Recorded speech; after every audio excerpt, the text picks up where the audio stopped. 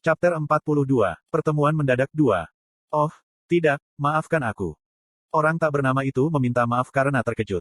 Bos The Chameleon Troupe tampak sama terkejutnya dengan dia tetap diam. Pertama, saya mengambil cangkir soda dari kepalanya. Es batu yang duduk di kepalanya segera gerimis, dan bos menutup matanya. Tunggu sebentar, saya akan mengambil handuk. Petik 2. Tetapi pada momen itu, orang tak bernama itu tiba-tiba membeku.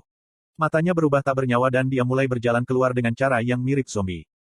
Aku melirik leher bos di mana cahaya redup berkilauan. Sepertinya yang baru saja terjadi adalah kemampuan kalungnya. Kalung itu, aku merasa seperti tahu, tapi aku tidak bisa mengingatnya. Saya tidak terlalu tertarik pada pengaturan item.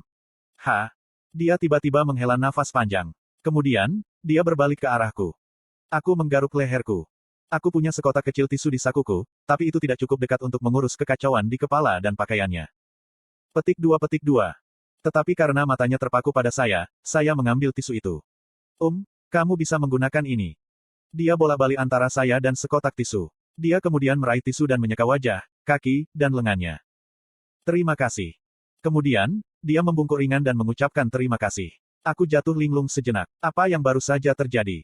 Pada saat itu, suara nyaring tuan rumah bergema. Kami sekarang mulai.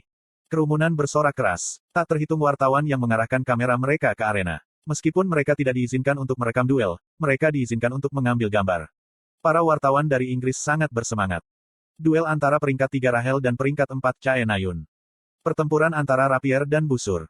Ini adalah sesuatu yang terjadi dalam kisah aslinya. Dengan kata lain, saya sudah tahu siapa yang akan menang, Rahel. Aku menatap Rahel dan Chae Na-yun yang berdiri di arena. Meskipun mereka jauh, saya bisa melihat mereka seolah-olah mereka hanya berjarak beberapa kaki. Mulut Chae Na-yun bergerak. Saya bisa mendengar apa yang dia katakan. Princess, peringkat kita akan berubah hari ini. Rahel tidak bereaksi terhadap provokasi Chae Na-yun. Mulai hitungan mundur. 3, 2. Chae Na-yun mengarahkan busurnya ke Rahel, dan Rahel mengangkat rapiernya. Saling berhadapan, tidak ada pihak yang bahkan memiliki ketidakseimbangan terkecil dalam postur mereka. Menunggu sinyal mulai, mereka menyembunyikan celah mereka sambil mencari celah lawan mereka. Mulai. Chae Na-yun segera menembakkan panahnya. Panah ajaibnya terbang dengan kecepatan kilat. Namun, Rahel mengitari anak panah dengan selebar rambut dengan gerakan yang halus dan efisien. Chae Na-yun melanjutkan dengan rentetan panah. Ketika panah-panah yang turun dari langit menghantam tanah, panah-panah itu terbelah menjadi beberapa cabang dan mengambil jalur yang tidak terduga. Sepertinya ini adalah rencana yang dibuat Chae Na-yun untuk pertarungan ini. Karena Rahel hanya akan menghindari panahnya jika dia menembak langsung ke arahnya, Chae Na-yun mencoba memasukkannya ke dalam. Namun, Rahel menghindari rentetan panah yang menakutkan dengan elegan. Bukan hanya itu, tetapi dia tidak ragu untuk menusuk rapiernya ketika diberi kesempatan. Kekuatan sihir dari serangannya melesat ke arah Chae Na-yun seperti sinar cahaya. Meski begitu, Chae Na-yun tidak menghindari mereka. Sebagai gantinya, dia mengeluarkan kekuatan sihir dalam bentuk perisai untuk memblokir mereka. Segera, kerumunan meledak bersorak dan tepuk tangan. Kontrol kekuatan sihir Chae Na-yun telah melampaui tingkat seorang kadet. Namun, hasil dari pertempuran sengit ini telah ditentukan sebelumnya. Chae Na-yun tidak bisa menang melawan Rahel. Rahel adalah seorang pendekar pedang yang berspesialisasi dalam menerima serangan jarak jauh. Tubuhnya yang ramping dan lentur dapat menghindari panah dengan gerakan sekecil apapun, dan serangan kekuatan sihirnya yang halus terus-menerus mengganggu postur pemanah. Chae Na-yun menciptakan perisai untuk mencegah postur tubuhnya menjadi tidak stabil, tetapi metode ini terlalu mahal dalam kekuatan sihir. Saat kekuatan sihir Chae Na-yun habis, itu akan menjadi kemenangan Rahel. Aku melihat duelmu melawan Kim Horak. Pada saat itu, sebuah suara tiba-tiba terdengar dari sebelahku. Terkejut, saya sedikit tersentak. Karena saya terlalu fokus pada duel Chae Na-yun dan Rahel, saya lupa siapa yang duduk di sebelah saya. Itu sangat bodoh, mengingat dia saat ini jauh lebih penting daripada Rahel atau Chae Na-yun.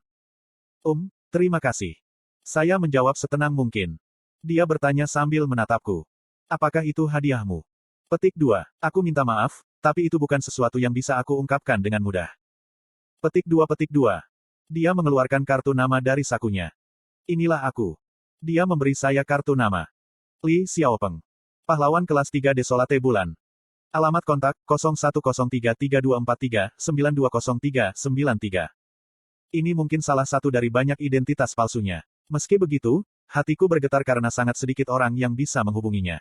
Agar tidak membuatnya jelas, saya hanya tersenyum dan bergumam. Adalah ilegal untuk melakukan pramuka kadet terlebih dahulu. Petik 2. Dia mencoba menyimpan kartu namanya. Tapi, saya meraih pergelangan tangannya. Seperti yang saya pikirkan, dia tidak tahu tentang sulit untuk bermain. Aku akan memegang milikmu. Petik 2. Dia mengangguk dan memberi saya kartu namanya. Aku akan pergi sekarang. Hubungi kami kapanpun Anda mau. Petik 2. Dengan itu, dia bangkit. Saat dia berjalan keluar, aku menatap punggungnya dengan linglung. Petik 2. Untuk apa dia datang ke sini? Saya tidak bisa mengerti. Tidak peduli seberapa banyak saya memikirkannya, seharusnya tidak ada alasan baginya untuk mengunjungi saya pada saat ini. Semua duel berakhir oleh 171. Kim Soo-ho, Shin Jong-hak, Rahel, dan seorang kadet bernama Jo Yong-ho adalah satu-satunya yang memenangkan semua duel mereka. Karena taruna dapat bertarung hingga 3 kali sehari, banyak hasil yang tidak terduga terjadi karena satu sisi kelelahan. Wow, itu luar biasa. Apakah Anda melihat Kim Soo-ho? Bagaimana gaya dia bisa? Chae Na-yun kalah dari Rahel. Aku agak pahit. Ini adalah pertama kalinya saya melihat bintang Korea yang sedang naik daun kalah dari orang asing. Pada saat saya meninggalkan arena, langit sudah menjadi gelap. Banyak penonton menyapu saya saat mereka merenungkan pertempuran hari ini. Sebelum saya kembali ke asrama, saya pertama kali pergi ke gang di belakang arena. Setelah duduk di tempat yang acak, saya mengeluarkan drone yang saya tempatkan di tas silang saya. Drone ini sangat berbeda dari aslinya, karena saya menambahkan beberapa pengaturan seperti peningkatan masa pakai baterai, mode siluman, dan penguncian target. Perubahan ini akan berlangsung selama 4 hari, saat itulah Chameleon Troupe akan pergi. Alhasil, modifikasinya pun relatif murah di SP. Terbang. Saya melemparkan drone ke udara. Drone terbang ke hutan, dan aku bangkit untuk kembali ke asrama. Tanda hubung. Kuk, huk, kuk. Hah. Tapi suara tangisan yang tiba-tiba membuatku berhenti. Kedengarannya agak seperti binatang yang menangis, tetapi itu juga cukup menyedihkan untuk membuatku berbalik ke arahnya. Mataku menembus beberapa dinding di jalan setapak, dan di hutan terdekat di dekat bagian belakang arena, aku melihat seseorang bersembunyi di antara pohon dan menangis. Itu adalah Chae Na-yun. Tubuhnya gemetar dan wajahnya terkubur di antara lututnya. Ah! Peristiwa ini, saya ingat itu. Saat itulah Chae Na-yun benar-benar jatuh cinta pada Kim Soo-ho. Segera, dia akan datang untuk menghibur Chae Na-yun atas kekalahannya, dan dengan segala hal lain yang seharusnya terjadi di antara mereka, Chae Na-yun akan datang untuk melihat Kim Soo-ho bukan hanya teman. Meskipun beberapa hal telah sedikit berubah dari cerita aslinya, sepertinya gambaran besarnya tetap sama. Aku berbalik tanpa banyak berpikir. Petik 2. Cih. Tetapi saya ragu untuk pergi. Kim Soo-ho akan menghibur Chae Na-yun, tetapi kebaikannya hanya akan menghiburnya. Kamu bisa melakukan yang lebih baik lain kali, bekerja keras denganku, aku akan membantumu menjadi lebih kuat. Kata-kata seperti itu tidak akan benar-benar membantu Chae Na-yun. Dalam hidup, kadang-kadang lebih baik menyerah daripada terus bekerja keras. Tetapi tidak ada yang namanya menyerah dalam kamus Kim Soo-ho. Dia tidak pernah menyerah pada apapun dan tidak pernah menyarankan orang lain untuk menyerah. Karena Kim Soo-ho, Chae Na-yun tidak akan menyerah menggunakan busur untuk waktu yang lama. Petik 2. Pada akhirnya, saya menyalakan jam tangan pintar saya. Pesan yang dikirim Chae Na-yun tadi malam ada di sana. Hei, jangan abaikan aku. Jika Anda tidak membalas, saya akan menominasikan Anda secara nyata. Saya memberinya balasan terlambat 18 jam. Apa yang sedang kamu lakukan? Melalui dinding, saya bisa melihat cincin jam tangan pintar Chae Na-yun. Tetapi karena dia menangis, dia tidak memeriksa jam tangannya. Saya mengiriminya pesan lain.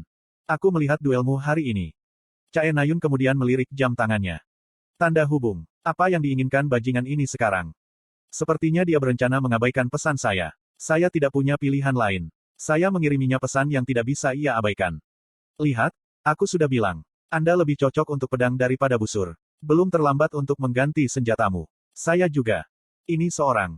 Itu sangat efektif. Dengan marah, Chae Na-yun mengetuk jam tangan pintarnya. Berhentilah sebelum aku membunuhmu.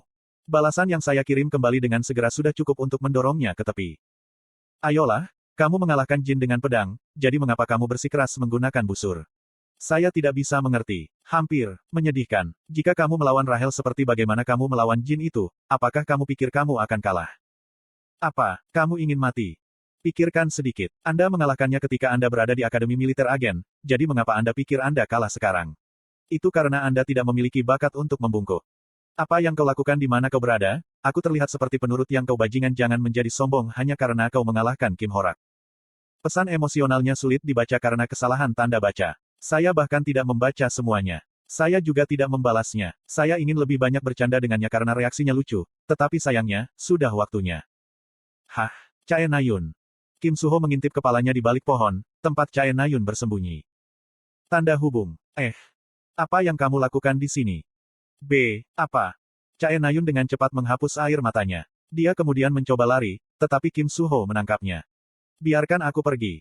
Chae Nayun mencoba melepaskannya, tetapi Kim Suho bukan tipe orang yang akan meninggalkan seorang gadis menangis. Dia memiliki kepribadian karakter utama yang khas. Menghibur seorang gadis yang menangis hampir di instingnya. Petik 2. Sudah waktunya untuk pergi. Saya tidak tinggal di belakang untuk menonton apa yang akan terjadi di antara mereka. Memastikan bahwa Chae Nayun tidak melupakan hadiahnya yang sebenarnya, itulah sejauh mana peran saya.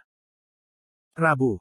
Ujian pertempuran berikutnya dimulai. Karena Taruna harus bertarung dengan monster dalam ujian ini, orang-orang biasa dilarang untuk menonton. Lebih jauh lagi, karena monster yang dipanggil penyihir terdiri dari berbagai jenis dan kekuatan. Ujian dinilai pada skala absolut daripada skala relatif. Berhati-hatilah dalam ujian hari ini. Jika Anda menolak untuk menyerah, Anda mungkin benar-benar akan mati. Petik 2. Kim Soo-hyuk memberi peringatan serius. Seperti yang dia katakan, monster yang dipanggil berbahaya. Meskipun mereka dipanggil oleh para penyihir, mereka tidak dapat memahami perintah yang rumit. Musnahkan musuh dan lindungi sekutu, sejauh itulah tatanan yang bisa mereka pahami. Perintah seperti, uji keterampilan Taruna, tidak ada pertanyaan. Belum lagi, monster yang dipanggil tidak menghilang begitu saja ketika para penyihir mundur memanggil mereka, jadi para kadet harus berada di ujung jari mereka bahkan setelah menyerah. Jika Anda berpikir hidup Anda dalam bahaya, segera menyerah. Anda bisa berteriak, saya menyerah, atau cukup ketuk 2 kali. Petik 2. Petik 2. Petik 2. Saya berdiri diam dan dengan tenang mendengarkan penjelasan Kim Soo-hyuk. Chae Nayun memelototiku dari samping, tapi aku mengabaikannya. Penyihir yang bertanggung jawab atas ujian akan memberikan sisa penjelasannya. Beri mereka sambutan hangat. Petik 2. Pintu terbuka dan penyihir berjubah masuk. Penyihir pemanggil tidak diberi perlakuan khusus. Menara penyihir memiliki hierarki yang ketat di antara para penyihir tergantung pada spesialisasi mereka, dan penyihir pemanggil tidak lebih dan tidak kurang dari rata-rata. Dan karena penyihir pemanggil sering bekerja di luar menara penyihir, mereka tidak memiliki kepribadian yang bengkok seperti kebanyakan penyihir. Senang bertemu dengan kalian semua. Aku adalah kepala pesulap, Jin Johwa. Petik 2. Pemimpin para penyihir membungkuk kepada para taruna. Hari ini, kamu akan melawan monster yang akan kita panggil. Tapi hati-hati, monster yang dipanggil tidak berbeda dari monster asli. Bahkan jika kita membalikkan pemanggilan mereka, mereka tidak akan langsung menghilang seperti dalam game. Jadi, jika segala sesuatunya terlihat berbahaya, segera serahkan. Petik 2. Para kadet mengangguk pada penjelasan penyihir yang baik hati. Baik, kemudian kami akan memberitahu Anda bagaimana ujian akan dilanjutkan. Petik 2. Jin Johwa tersenyum cerah. 4 kadet akan masuk sekaligus, dan setiap kadet akan diberikan 15 menit. Anda tidak akan dinilai berdasarkan kemenangan atau kekalahan, dan peran bertarung Anda jelas akan diperhitungkan. Petik 2. Jin Johwa mengangkat jari telunjuknya. Pertama adalah berapa lama kamu bertahan. Selanjutnya adalah seberapa tenang Anda merespons. Dengan kata lain, kamu tidak perlu mencoba membunuh monster yang dipanggil. Petik 2. Wiying. Getaran samar jam tangan pintar memotongnya di tengah kalimat. Pesulap itu memandang ke sekeliling ruangan. Matikan semua jam tangan pintar. Dia berbicara dengan acuh tak acuh. Kami juga dengan santai mematikan jam tangan pintar kami.